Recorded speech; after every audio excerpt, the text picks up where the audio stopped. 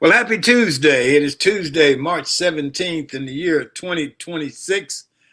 And welcome to another edition of Tuesdays with Tom. Did you ever have one of those favorite uncles growing up who kept everyone laughing because he was telling stories, maybe drinking, getting on your mom's nerves because he was her younger brother, and did I say drinking? Yeah. I had some great uncles on both my mom and dad's side of the family. And my uncle, Robert Tankersley, passed this past weekend. He'd been down for quite a while, and it's sort of a shame that as we age and sickness takes over, we lose that thing that has defined us most of our lives. That energy, that enthusiasm, that spark that makes us unique. My uncle was one of a kind. He was special. He had lots of girlfriends, and when I was little, he would take me with him to visit them. I was asked once why men, when death comes calling, someone they know well, men then focus on the fun things that occurred during the individual's life. I don't know that that's a bad thing.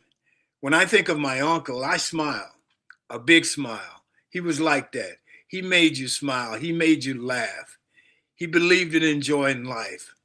I remember his story of taking Ricky Nelson's girlfriend. You may or may not remember Ricky Nelson if you've been around that long, but there was a show called Ozzie and Harriet. Ricky Nelson was one of the sons. Ricky Nelson was a singer and also an actor. My uncle said that they were at this club in Hollywood one night. He was in Los Angeles, and Ricky Nelson had this new car with the butterfly doors that opened up like that, and he had an old raggedy Plymouth, and he said he gave Ricky Nelson's girlfriend a choice. She could get in that new car and ride with Ricky Nelson, or she could get in that Plymouth and ride with him. He said, according to him, she got in the Plymouth and rode with him. And knowing my uncle, I don't doubt it. He was a one-of-a-kind character.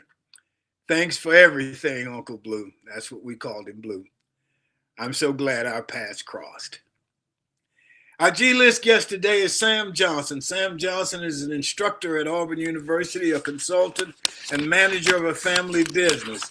Sam retired from ExxonMobil, having worked in all three global business segments and led projects in the United States and internationally. He's lived in Texas, Malaysia, and New Jersey. And prior to joining ExxonMobil, he was a consultant in Michigan and on the faculty at Auburn University and Tuskegee University. He has degrees in industrial and systems engineering from Auburn, and he and his wife now live in Montgomery, Alabama. And I've been knowing Sam since 1970. So we look forward to that conversation. Our show today, of course, is brought to you by the consulting firm of Best Girl. So let's catch up to Best Girl. Best Girl is a consulting firm that provides customized leadership, access and inclusion, public relations, communications, and organizational consulting services. Clients include Fortune 500 companies, utilities, higher education institutions, small businesses, and associations. Best Girl's team of consultants, led by Joyce Gilly-Gossom, Emily Hedrick, and Sean Jones, partners with business and education clients to promote organizational effectiveness, communication, motivation, and leadership, with always an impact on the bottom line. Best Girl's customized consulting services include strategic planning, corporate communication, executive coaching, fundraising, and economic development. Best Girl continues to customize the solution that fits your needs. So let's go to the round table and see what Barbara Wallace Edwards and Michael Walker have for us this morning. Good morning, Barbara Wallace Edwards. How are you this morning? Good morning, sir. I'm doing well, other than cold. How are you? I'm doing great. It is cold. I thought we were done with the cold, but not quite yet. What's going on in your world? Saying earlier, we had Saturday and Sunday, we had almost 80-degree weather here in Birmingham area. And yesterday we had snow. Quite a bit of snow accumulated early morning yesterday. By midday, my yard and several around me was covered in snow. And then Wow. by 3:30 yesterday afternoon, it was all gone. It was like springtime was back. So we never know what kind of weather. As they say in Alabama, you can experience all 4 seasons in one day. So There you go. that's There probably you what go. we're expecting again today. But happy. When I was up at Buffalo, we played a game. And the first quarter, the sun was out. Second quarter, it rained. Third quarter, it snowed. And the fourth quarter, the sun was back out. Yeah, it's sort of like Alabama. That's the kind of weather we might have here. You never know. Yeah.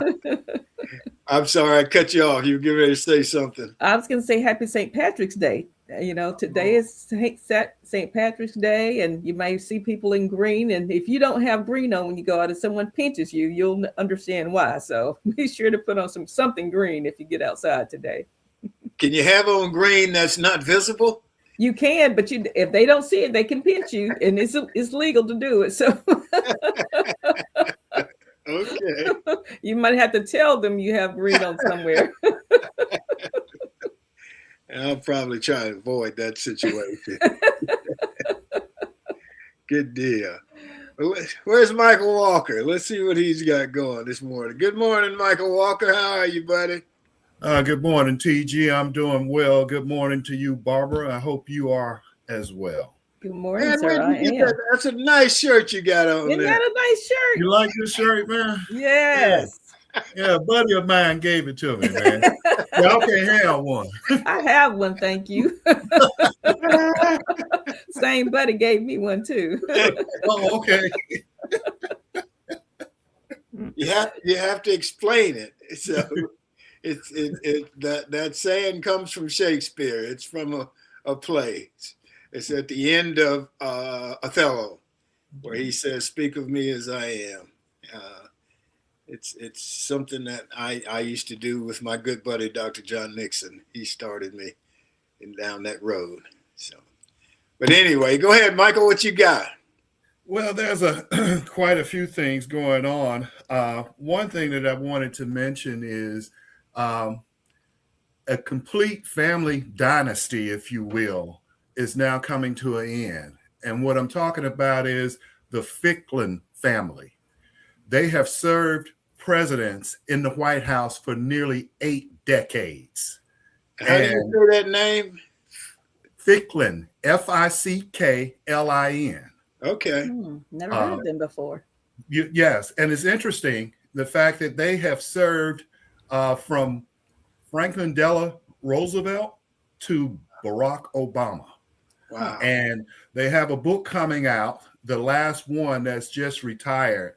His name is Rory, and that's Worry, Ficklin. His book is entitled An Unusual Path, 3 Generations from Slavery to the White House. Wow. And and I guess it will be his great grandfather was born in slavery and left in Virginia and moved to Ohio because conditions were more suitable there, got a job, and for some reason moved back to Virginia and bought 37 acres of land, and that's where he started to farm and what have you. And he had his first wife that died of childbirth, then a second wife died of childbirth, third wife, they had 10 children. Oh, wow. Yes, and most of them worked at the White House as butlers and what have you. And Mr. Ficklin was what they referred to as the head butler, so to speak. And the guy that's written the article is written about Rory is saying that he was 7 years old when he learned that his father, the son of a slave, was important. And that was in 1963 when John F. Kennedy was assassinated. And he was sitting there with his mother and brother watching the funeral coverage on TV. And his father, John Woodson Ficklin, was wearing a mourning suit and standing beside Kennedy's casket and other White House ushers. And that was because Jacqueline Kennedy came to him and asked him to join the ushers that day. Good deal. And they're the first family to be invited to a state house dinner, and that was done by Ronald Reagan and Nancy Reagan, invited him to come and sit at a State House dinner. So that is truly a dynasty. Yes, it is.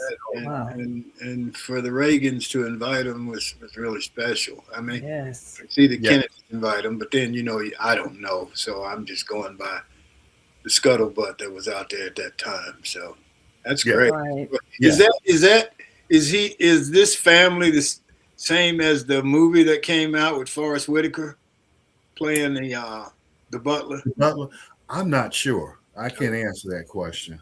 I'm not sure about that.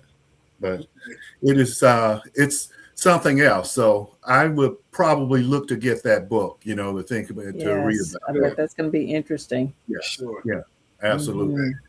That's why we I think people fight so hard for history, Right. because, and people won't eliminate history for whatever reason. I don't want to get into all of what their logic is, but it's great to know things like that. Yes. Be a part of that, and Yes. to know that this man was a butler who had incredible influence Yes. on the president of the United States. Several. Yes. Yeah. Yes. They Yes. And respected him. like you said, to be asked by Nancy Reagan and Ronald Reagan to attend a Right. State House dinner, that Yes. tells you something there. Absolutely. Okay. Yeah, absolutely. And what's interesting, Tom, is you bring out history, and that's what Worry was saying. He said, this is American history. That's right. Yes. It's our history. Yes. Okay. Right. So, and I read that in the article, and I'm like, yes, you're right. It is American history, but it's not always told like it should. Well, and it's not, and people try to get rid of it. They do. Yeah. And I don't know politically. I guess there's something about telling the true history politically, because the president doesn't want it. The president says we shouldn't talk about it. He gets Pam Bundy to tell people to get rid of it in their respective universities and so on and so forth. And then also the governor of Florida. And so I'm glad that you brought that up, man. That's good. Yes, it is.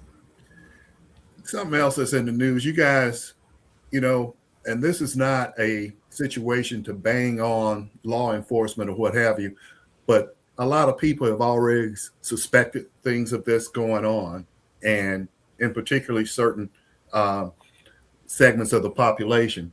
There's an attorney in Tennessee, not an attorney, but a state trooper in Tennessee by the name of James Zahn, Z-A-H-N, Zahn.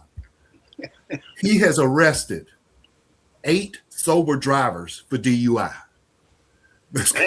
What? That's coming through Tennessee. And evidently, they had some type of program where they were doing this, and the higher ups knew about it and told him to continue to do that. Wow. Okay. And these people were denied access to their arrest records. Like one particular woman that lived in Huntsville, Alabama, and works for NASA, she got caught up in it. She couldn't get online and retrieve her arrest record to deal with it. So a television station, here we go back to journalism and free press, they got involved and started doing an investigation on it and found out that it was a program, and there were emails where upper leadership was contacting this guy and said, just want to make you aware of the news station looking into this and stuff, but keep doing what you're doing. Wow. And then after the story broke and they revealed all these emails and started showing what people were saying, and like this one that was in June 26, 2025, Nashville Sergeant Andrew Perez wrote to troopers that the media is closely scrutinizing everything we're doing involving impaired driving.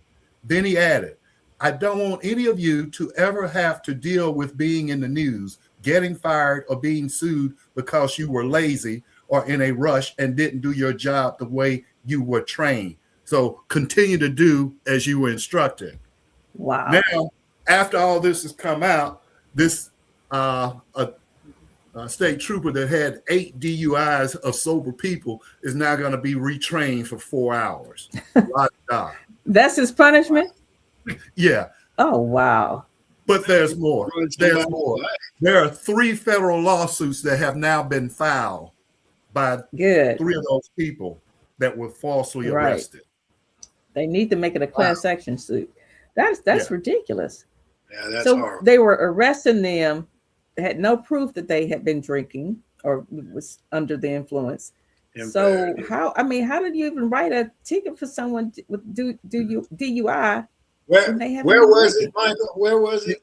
In Tennessee. It's in Tennessee. Well, see, here's the thing.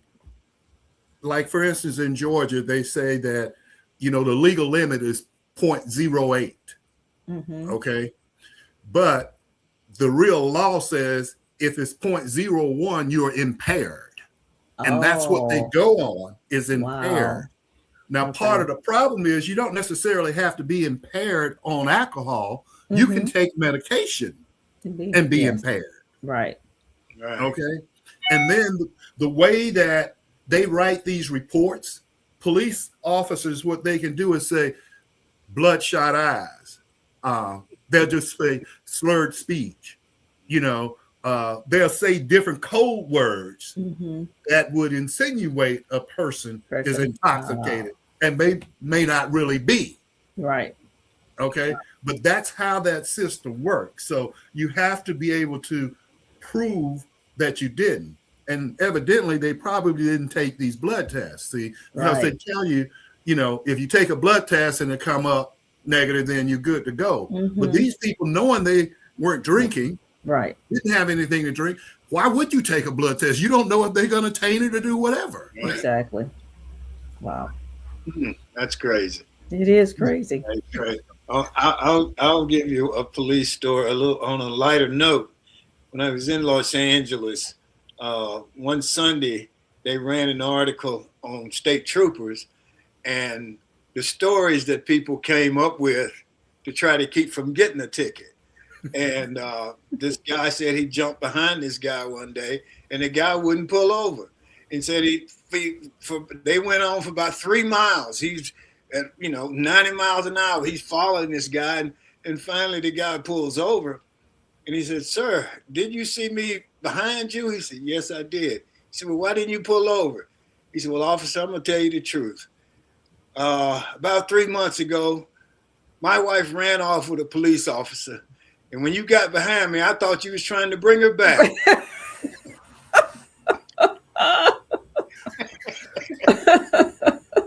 That's a good one. That's one I read. That's a real good one.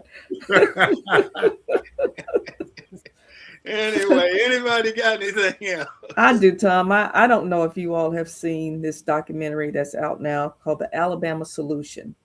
I got a chance to go see that last week here in Birmingham. It is a 2025 HBO documentary that was directed by Andrew Drecke and Charlotte Kaufman and co-produced by Beth Shelburne, who is a local journalist here in Birmingham. And it is a documentary focusing on Alabama's prison system through the eyes of incarcerated leaders who exposed the cover-up and all of the abuse and mismanagement of the Alabama prison system. If you haven't seen it, please go look at it. It is out on HBO and on Amazon Prime. It's not in the movie theaters at all, but it was Academy Award nominated, and they were up for a Grammy. An Emmy, and they didn't win, but it should have. I mean, there was probably about 600 people at this premiere on last weekend. I don't think there was a dry eye in the room after watching this documentary. It is unbelievable, the abuse and the treatment of these incarcerated loved ones, as one of the ladies shared with us after the movie premiere. Well, tell us the name of it again now. It's called The Alabama Solution. Okay. Yeah. Where do you find it? You can find it on HBO and also on Amazon Prime. Okay. Good deal. Yeah, it's almost 2 hours, but it's well worth the time to look at it. it opened my eyes about some things in our prison system here that's more like a slavery system, to be honest with you. You know, they a lot of these people have been incarcerated for so long. Many of them have been up for parole and have been denied for parole over and over again without any rationale. Some of them probably shouldn't have ever been incarcerated. Many of them are put in solitary confinement for no reason, just for speaking out against the abuse that they're receiving there in the prison system. It is a well done documentary. So please go take a look at it. Oh, I will try and do that. Yes. That's interesting. It is. Man, I've only visited a jail one time. A friend of guy I grew up with was in jail for robbery or something. I don't know, something stupid. Mm-hmm. And I had just finished college, man. And, I was a broke college student. And somebody told me he was in there, and I went down to see him. And I'd never been, and that's the only time I've ever been. And we talked for a while. Of course, he swore he didn't do anything wrong. Right. Most of the time, you're not in jail if you didn't do anything wrong. And I swear I had $2. He asked me for some money. I said, well, man, I only got $2. He said, well, give me one. Wow. It's like, okay, right. I give you one, and I'll keep one.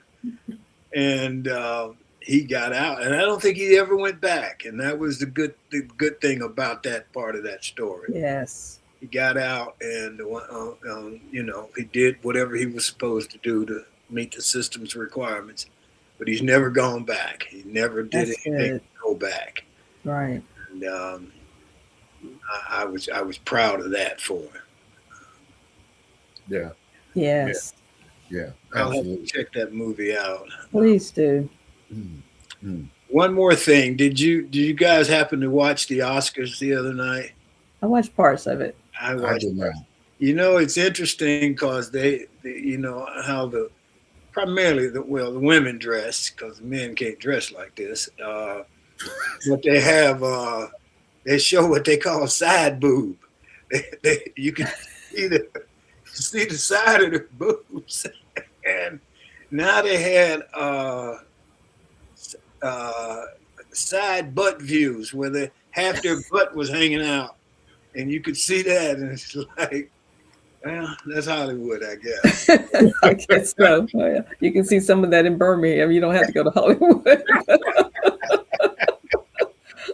I was out to brunch with some friends of mine on Friday, and we happen to have been talking about how this new generation dress any kind of way, and they just show it all. There's nothing to lead to the imagination. And 5 minutes later, in comes this group of young people, and sure enough, half of them were half dressed, and we were going just shaking our heads. And she was like, "That's what I was talking about." I was like, "Yeah, I know, I see." Well, they want to see what you're working with. Yeah. Some of them were working with a lot of stuff, Michael. That was our point. Working with an awful lot that shouldn't be exposed to. It's a different world. It is a different world. If you lived down here by the beach, you'll see them in the supermarkets with thongs on. Oh gosh. It's like, wow. Okay. If you're going to you can take it to another level. Just come on to Atlanta and go to Magic City. Well, Magic City was in the news, as a matter of fact. Tell us about that. Well, it was supposed to be Magic City Monday last night. Well, first of all, tell them what Magic City is. Well, Magic City is a world-renowned strip club, or they call it adult entertainment. It's been in existence and a part of the Atlanta scene probably since the early 90s or maybe late 80s.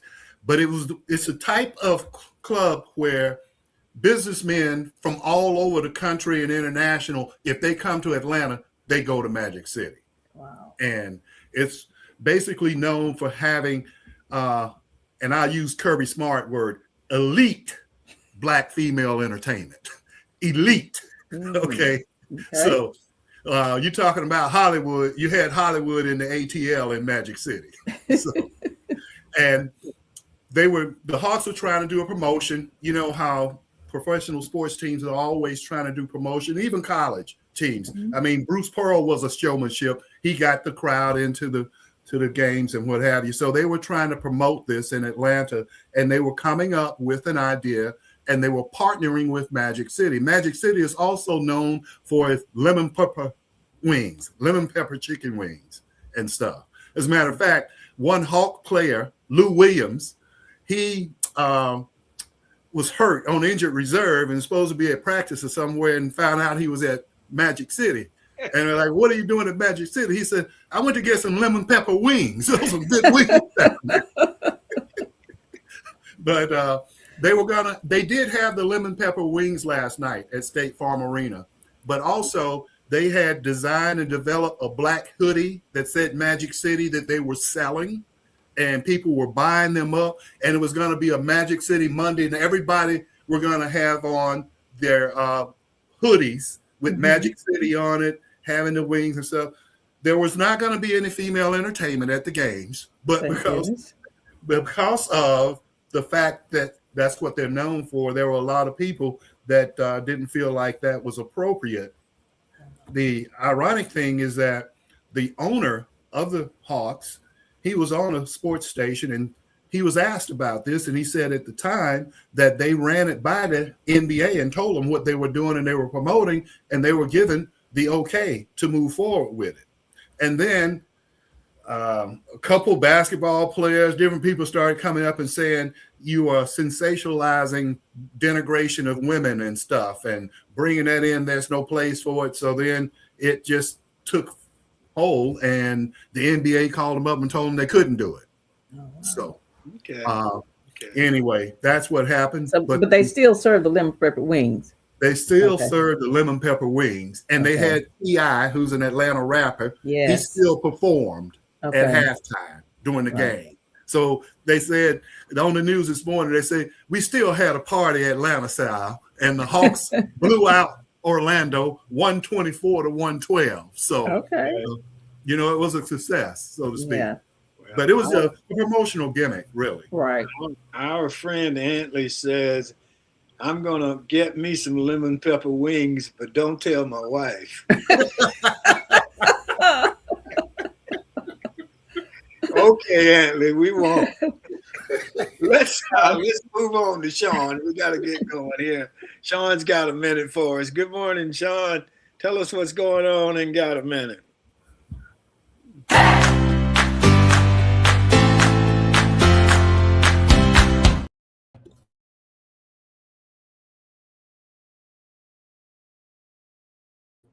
And I'm on mute. Good morning, everybody. Thank you all for joining in with us this morning. Y'all can hear me. You can see me. Good. I just came on to say this morning, not everything that shows up in your life deserves your energy. Not every opinion, invitation, distraction, or argument. Some things are just simply noise. And if you're not careful, noise will convince you that it's important. But focus requires boundaries. You don't have to respond to everything. You don't have to attend everything. You don't have to carry on in every conversation. Your energy is a resource. Spend it where growth lives. Protect your attention, protect your peace, protect your direction.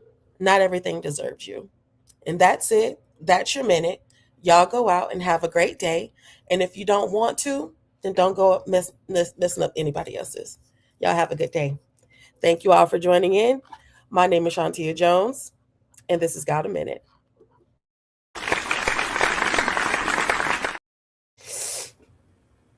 Okay, let's go to our G-list guests. Hollywood's got the A-list. Some of them are walking around with side boobs and side butt on the dresses and stuff, but that's okay.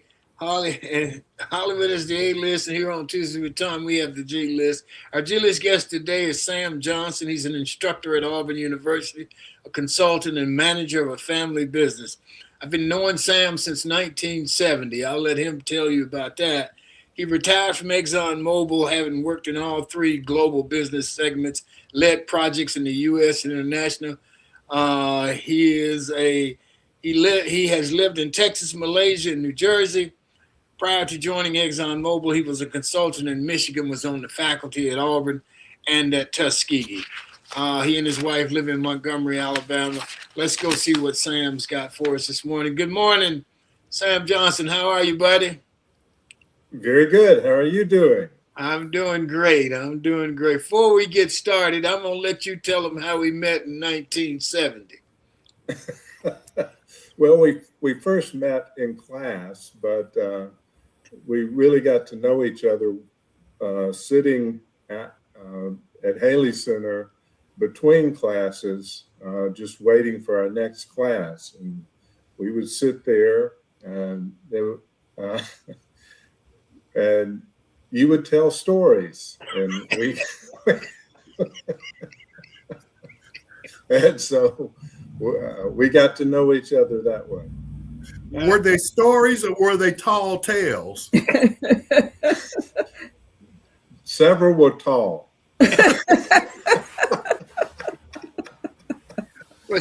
What Sam's not telling you is that there was a place at Haley Center where just the black students sat.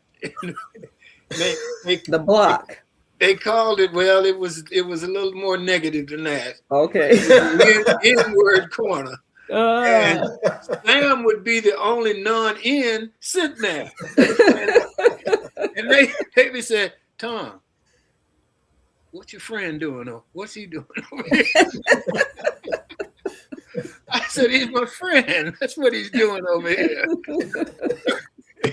Anyway, Barbara, you got a question for Sam? I do, Sam. Good morning to you. Thank you for joining us this morning. Good morning to you, Barbara.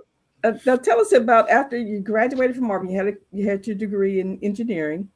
Where did you go from Auburn? What was your first job opportunity after leaving Auburn? After leaving Auburn, I went to Michigan and was consulting, doing computer consulting in Detroit. Okay. And worked with a bank downtown, and it was the bank for General Motors, so it was a pretty big deal to get a place to start there in Detroit. Mm-hmm. And I joke because it did happen, but it wasn't really my fault, I hope. I drove the auto industry into recession, and so they transferred me. They transferred, and I'm not making some of this. I'm not making up. They transferred me. They transferred me to Houston, and immediately after I got to Houston, the oil industry went into recession.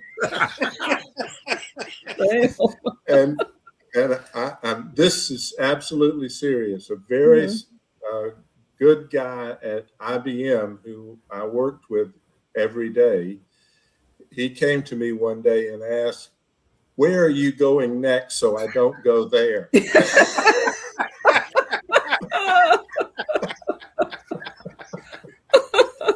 Oh, that's great. But after leaving Auburn, I started out in Detroit, Michigan, consulting there. Okay, wonderful. Michael? Good morning, Sam. Good to have you with us. Good to be with you. Thank you. I can't tell whether you or Tom were telling the tallest tales. No. Yeah, I bet the block was really hot back then. Those tales going around. I will say this much. He told more of them than I did. Okay. Every time I see the word Exxon, And you being linked to it, I think about Rex Tillerson, our former Secretary of Commerce. You know, I think the president He was Secretary of State. Secretary of State. Secretary of State. That's right. That's right. I think the president could use some advice from Rex these days, right about now. He want people to go over and send some oil and get oil over there in the Middle East and what have you. What do you think Rex would tell him? Can you say that on a family show? I know. Well, Michael, I don't know if you got you do great research on your questions, but I don't know if you knew this, but Mr. Gossom does know this. I reported directly to Mr. Tillerson 2 different times, and before he was the CEO. Okay, so I knew him pretty well, and he was fairly candid, and I don't know what he would have said, but it would have been be careful. I hear you.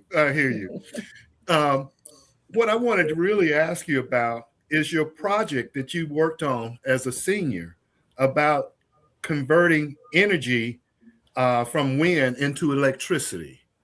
And tell me about that, and how can we use that today? Because, you know, there's a lot of talk about the grid that the U.S. has, and that it's almost getting to be overloaded. And then we have data centers coming. So right. What do we do about data centers? Because everybody's saying that data centers where we need them, but they're going to eat up electricity. And there's a lot of talk whether or not to let them be privatized or the government involved in it. What do you say would be a solution for electricity to feed that hunger? Yeah, the data centers, especially for AI, are incredible consumers of electricity, and that's a huge problem to solve. And I'll just speculate. I don't see how wind or something like that is going to solve that, because there's such large consumers of electricity. Just as a quick aside, one of those data centers that's being built here in Montgomery, I just happened to have had a student who was an electrical engineer that was working with the Southern Company and Alabama Power on providing the electricity for it. And it's going to take a huge amount, and what they are able to provide right now is just 1/5 of what it's going to need when it's fully built out. Right. And they don't know where it's coming from yet. So that's a very good question, and there's not a simple answer. Mm. There are talks of multiple data centers being built here in the Birmingham area, and the same question comes about: how are they going to supply them with the energy that they need? It's going to take away from consumers, the house, Oh yes, individual households, and no one has an answer. And potentially raise the rates on everyone. Yeah, yes, that's coming. Yeah, because it's a huge investment. Mm-hmm. Right. And there's a problem where they're saying that people like Georgia Power and what have you, I think it was Alabama Power, Georgia Power, just received these large grants and what have you. Mm-hmm. And people are saying, why are they getting these grants to build this out? Then on the backside of it, they get tax credit, tax credits rather, and stuff. Yes. Right. And then you have the passed on to the consumer. Right. Yes. Yeah. Well, there was a gentleman who posted on social media, I think early last week, who's saying that at some point in the near future, power bills are going to be equivalent to monthly rent mortgage payments. that's the direction we're headed in because of the expected increase in cost in electrical supply. So it's not, the future's not looking very good when it comes to the cost and the issues associated with those data centers. Yeah, we're going to have some breakthrough somewhere. Yeah. Well, I don't know if this is going to be it, but and I know that, you know, we tease the current president and stuff, but this is something that I really expected from him when he was running for president.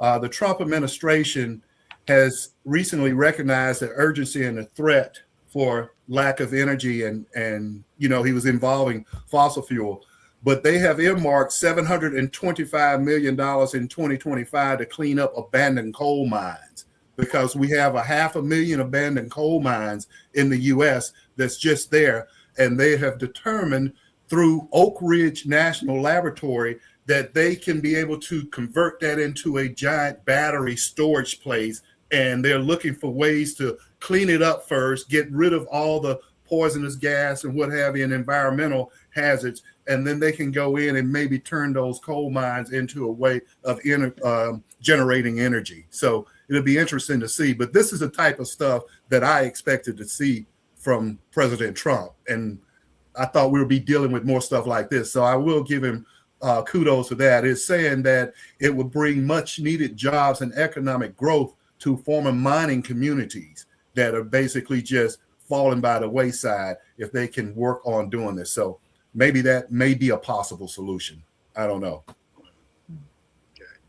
So, Sam, I got a question for you. Having been a student a few years ago and being an instructor today, and certainly I don't want to denigrate any of the students or anything like that, but how is it different in the classroom today? Or is it different? Well, it's interesting you should ask that question. And what Sean talked about in her minute is relevant to that. There are two things I would say. They are under enormous stress compared to when you and I were in school, in college. Enormous stress. And they have great difficulty staying focused. And those are interrelated. And in my opinion, it's not the whole thing, but the problem is about fear of missing out and having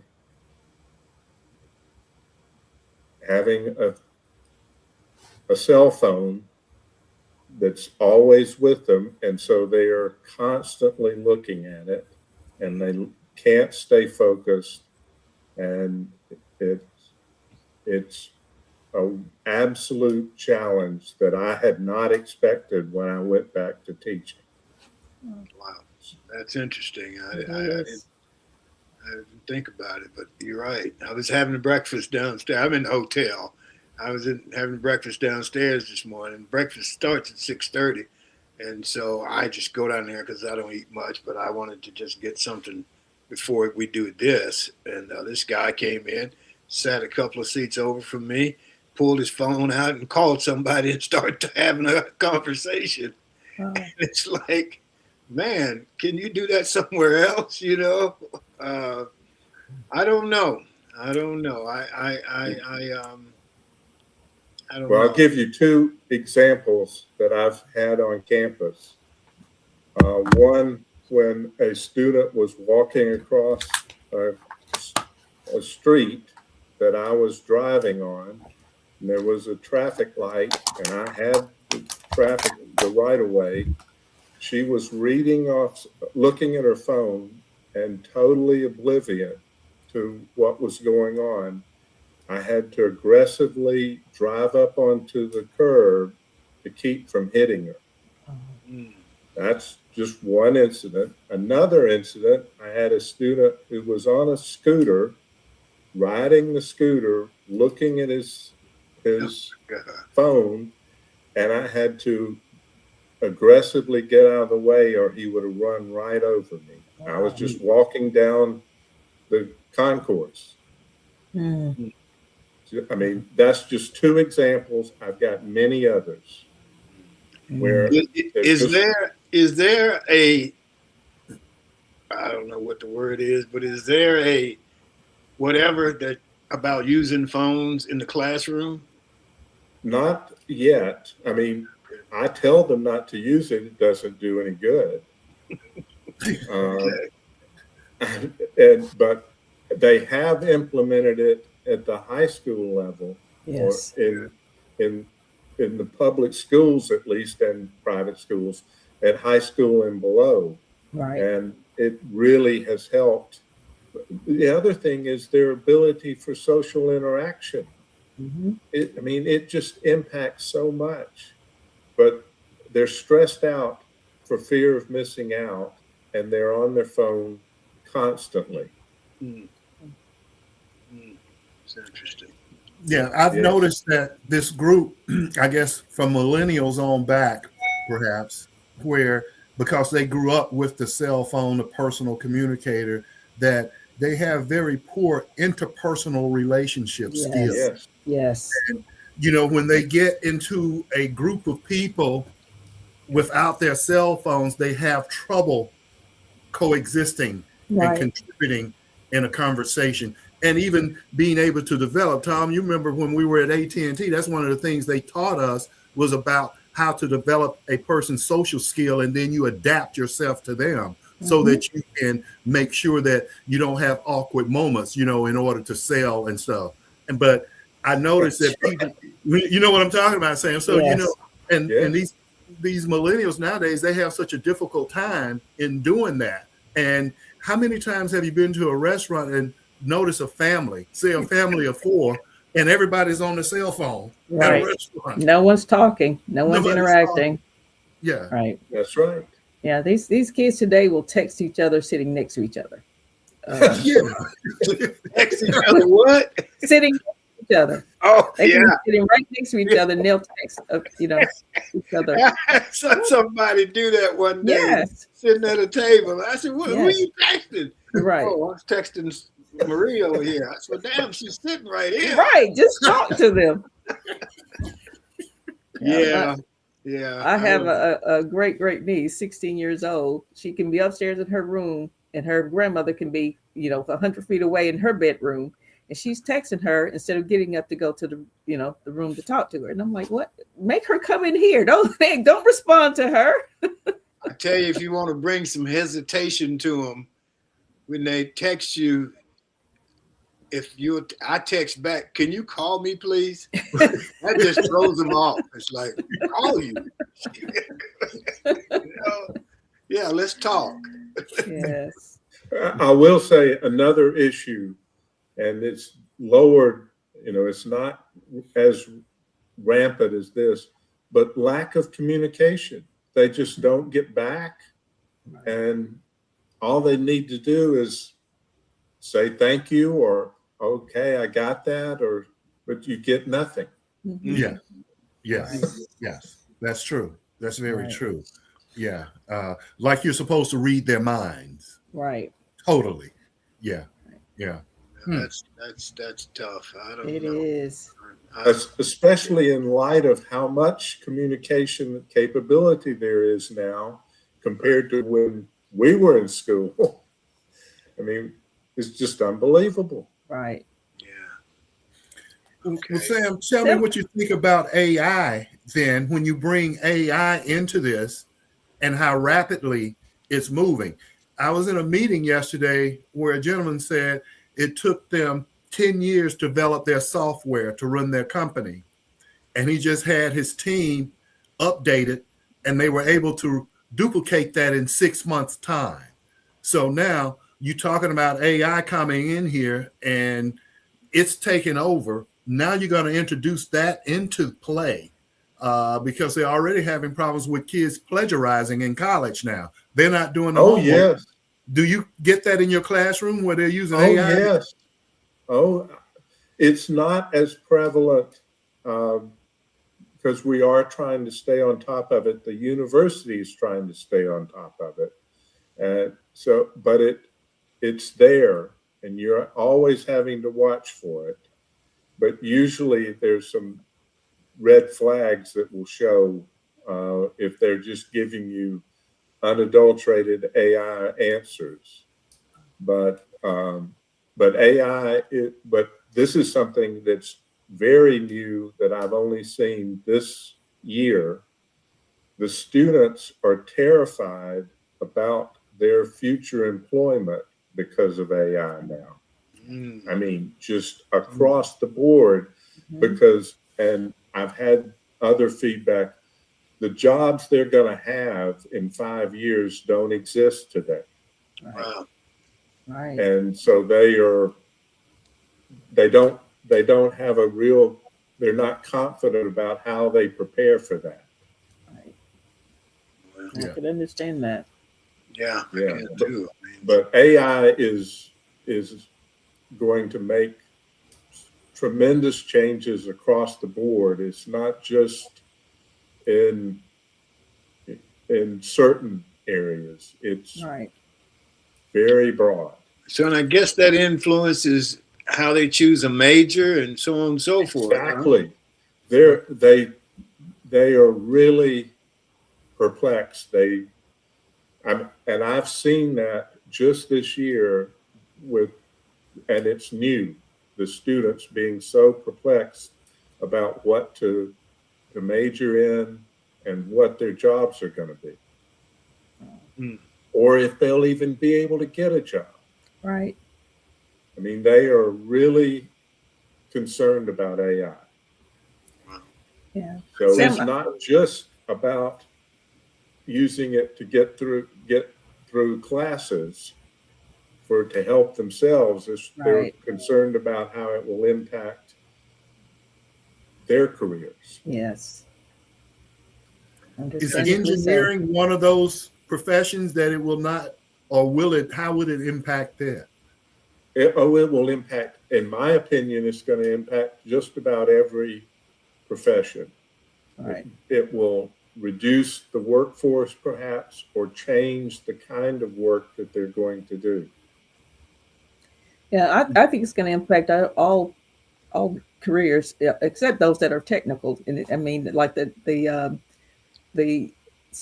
services kind of industries, like plumbers and electricians and things of that nature. I don't think it's going to impact them as much, because those kind of services, machines can do some of it. I don't disagree with you, Barbara, but I will tell you that I've had students talking about robots eliminating some of those jobs. Wow. Yeah.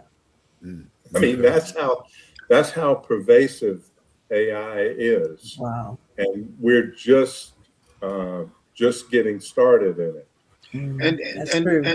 And it's in areas you wouldn't necessarily think would be affected. Right. But it's a big deal in the negotiations between the actors and the producers, because the producers can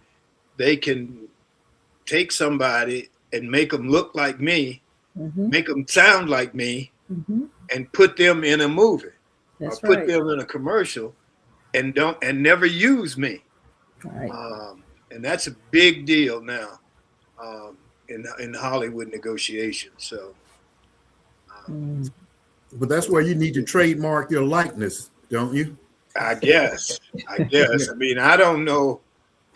I guess that'll be the next thing. The next phase. Somebody will teach us how to defend ourselves. Right. Yeah. That's what I'm saying. You got to trademark your likeness so that they can't use it. Yeah. But think about that. You are yourself. You were born Thom Gossom Jr. And now you in a day where you need to trademark your likeness. Name, image, and likeness. Yeah. Your own NIL. Yeah. That's right. I mean, that's where we are. So that's true. We'll see as we go forward. Right.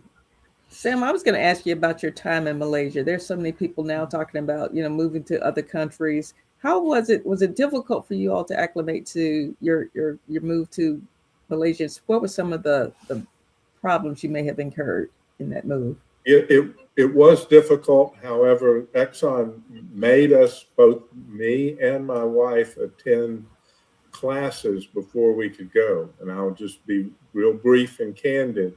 The biggest problem with overseas assignments was divorce.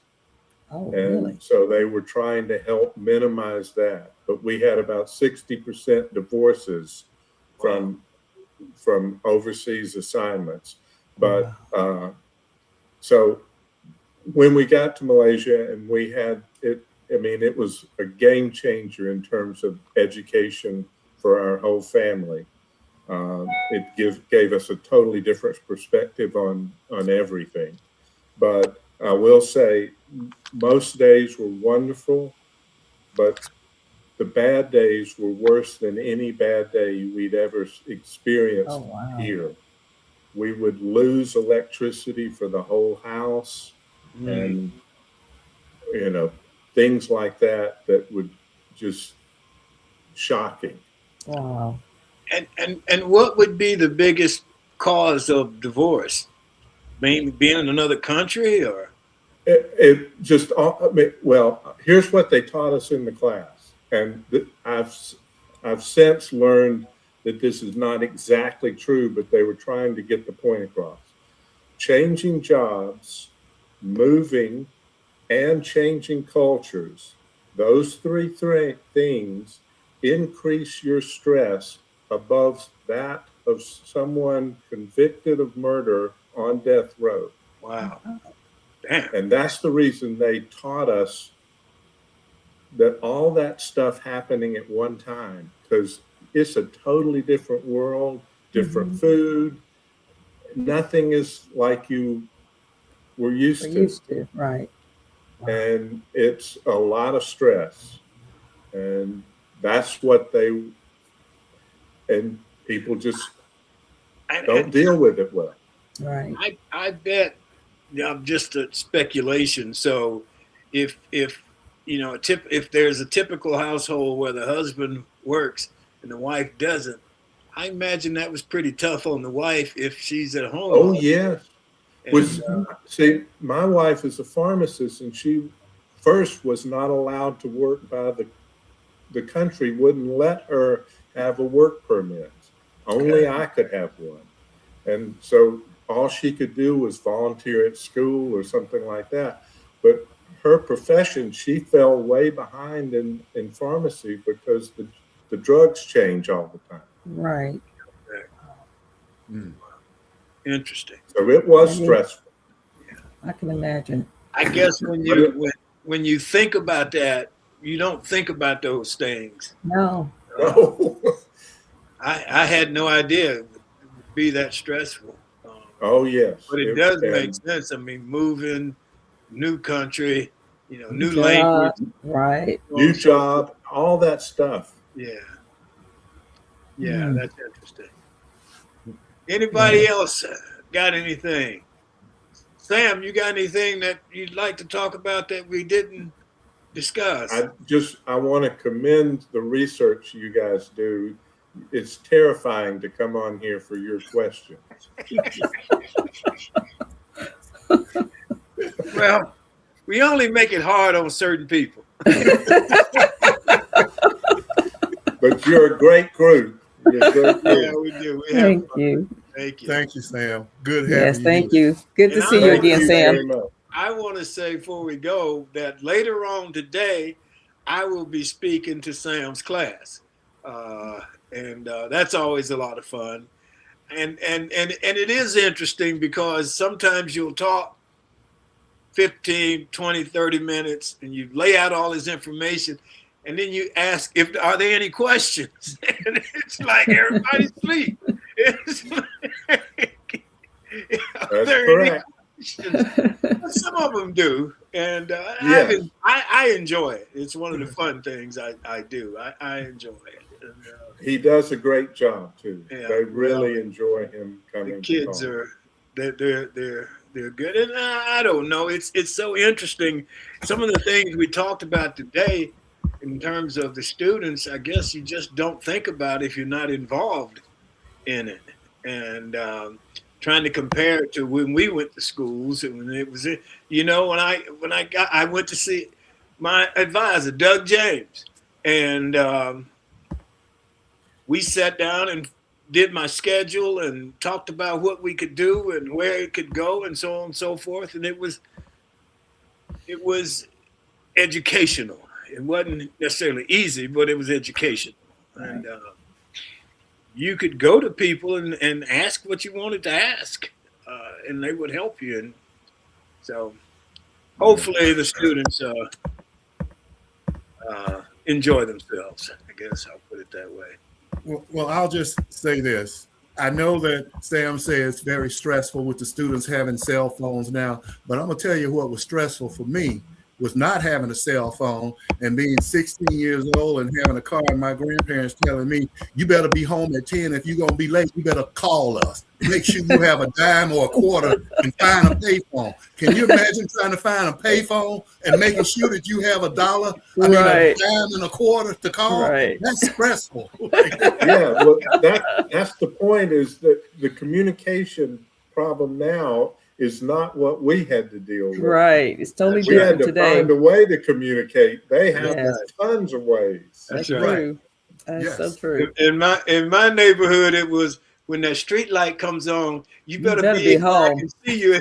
You better be in front of this house if you ain't in the house. Oh, yes. Okay. Well, that was great. Thank you, guys. That was great. It was really good. Thank you, Sam. We appreciate you. I'll see you later today. Okay. Thank you. Thank you, guys. So,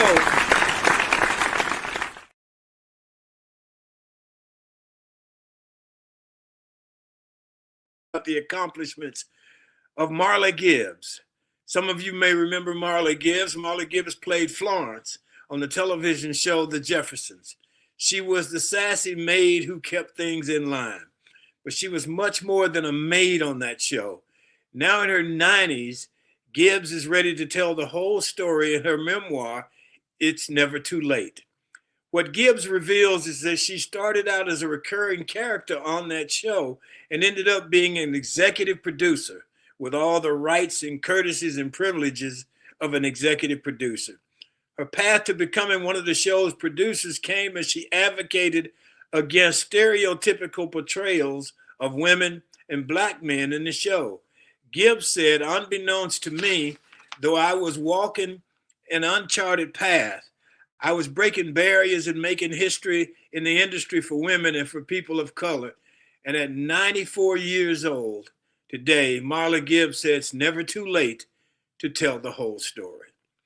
And that's our show for today. I want to thank the audience. We appreciate you. Thank our G-List guest, Sam Johnson. Thank our sponsor, Best Girl Inc. Thanks again to the TWT team, Barbara, Sean, Emily, Michael, Joyce.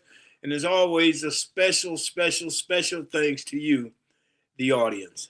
And that's it for this March 17th in the year 2026. Remember, a day without a smile is a day wasted. You get it. You got an extra smile. Give it to somebody today. It just might make their day. Enjoy yourself. Make every day count. Stay safe. Don't let a day go by when you don't take the time to make your life or somebody else's life better. Stay safe. Blessings. Peace.